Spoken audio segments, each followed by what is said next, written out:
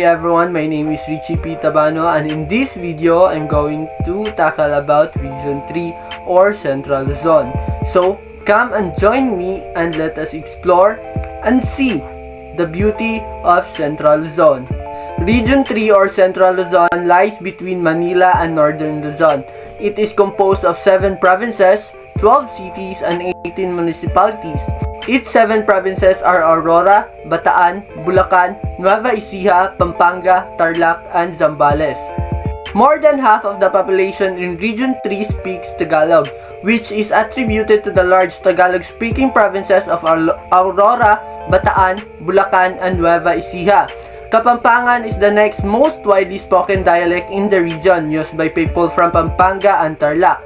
Ilocano is the third most dominant dialect in the region.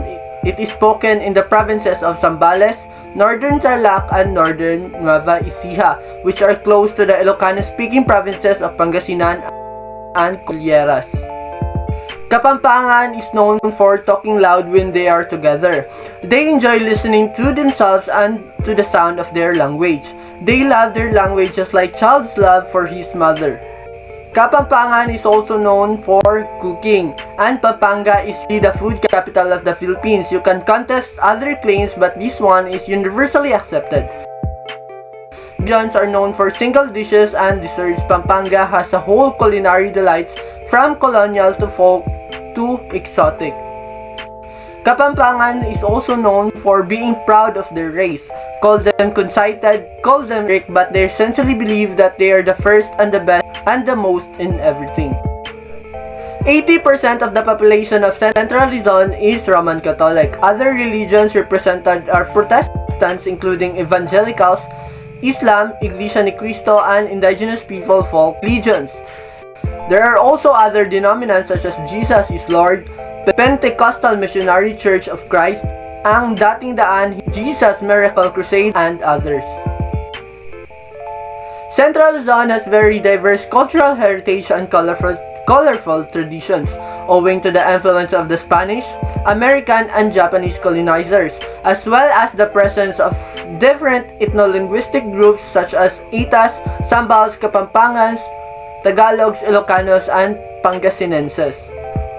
Among the region's festivities, celebrations, and religious sites, the most prominent include the Carabao Festivals and Ovando Fertility Rites in Bulacan, the Giant Lantern Festivals and the Lenten Rites in Pampanga, and the Mango Festival in Zambales.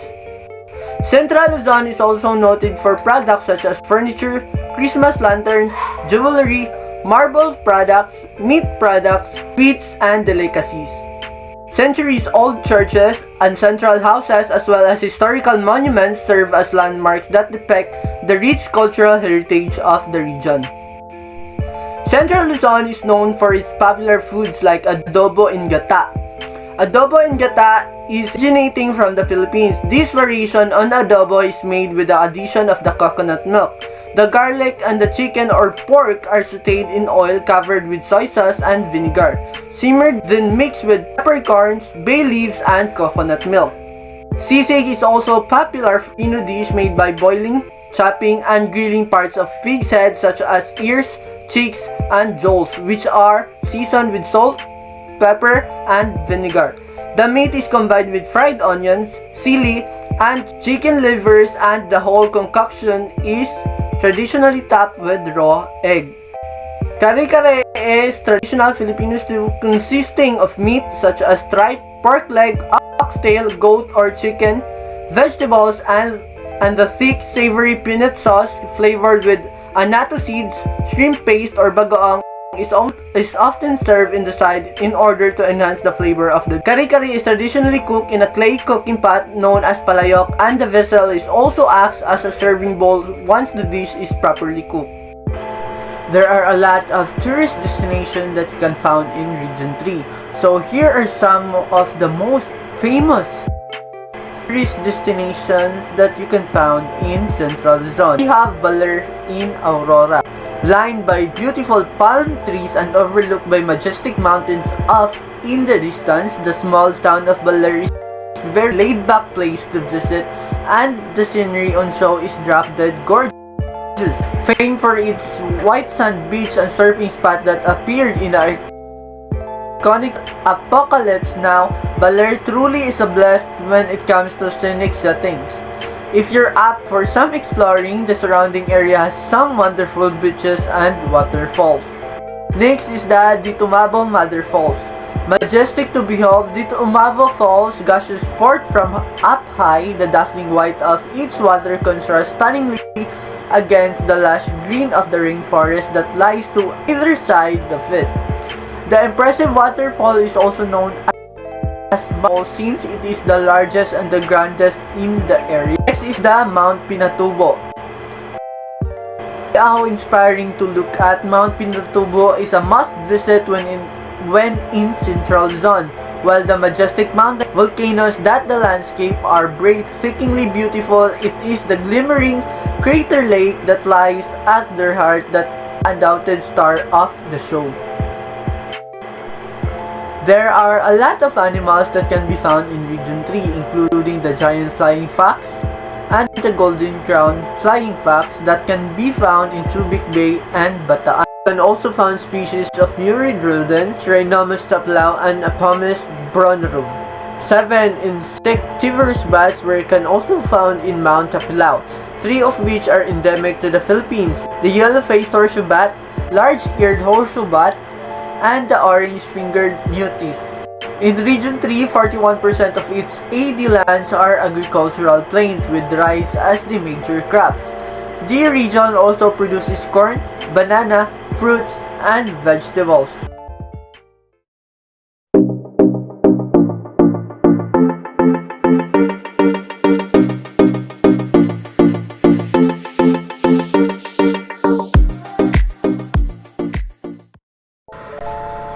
Region 4A or Calabarzon is composed of 5 provinces of Cavite, Laguna, Batangas, Rizal, and Quezon. Calabarzon is located in the southern Luzon, southeast of Metro Manila, and the second most densely populated region in the country. Calabarzon has varied landforms. It consists partly of coastal areas and mostly upland interior areas of slightly moderate rolling or undulating plains, hills, and mountains. A vast majority of people living in Calabarzon are Tagalogs. It is estimated that around 5.8 million Tagalogs live in Region 4A. English is also used in Calabarzon. A large majority of population of Calabarzon is part of the Roman Catholic Church, which accounts for 80% of the national population. Other Christian denominations present in the regions are the Iglesia ni Cristo, the Philippine Independent Church, and the Seventh-day Adventist Church. There are also Muslims living in Calabarzon, although they are in the minority. Tagalogs are known for being a unique combination of gentleness, gallantry, and hospitality, which are characteristics of the generations that are significantly contributing to the nation's charms and progress. Tagalogs are also known for bravery and courage, as these characteristics were displayed during important historical events. Tagalogs were very active in the World War II and were the leaders of the Philippine Revolutionary against the regime.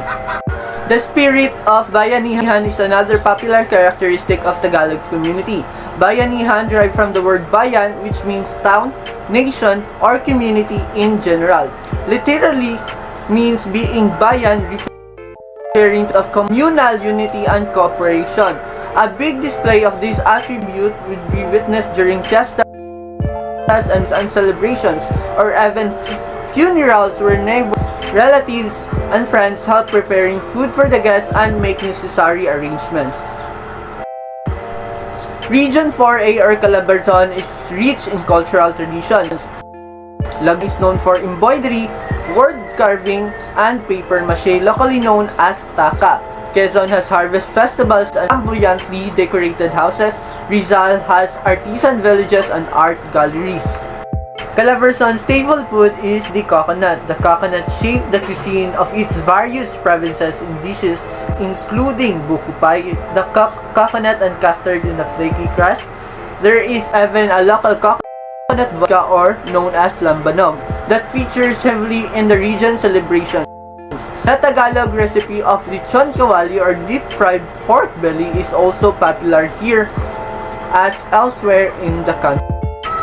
There are a lot of festivals in Region 4A or Calabarzon, but here are some famous festivals in the region. So, we have Coconut Festival in San Pablo City, celebrated in January, a showcase of the Tree of Life and its product held during the celebration of the city's patron saint, Saint Paolo I Hermit. Next is we have Pahiyas Festival in Lucban, Quezon, celebrated in May, a colorful harvest festival dating back to the 15th century with a prize of the most creatively decorated house, other contests, cultural shows, and parades. Gigantes Festival in Angono, celebrated in November, a fiesta in honor of San Clemente, patron of the Saint of Fishermen, with the papier-mâché giants and river procession. Due to the region's history and natural resources, tourism plays a major role in the regional economy.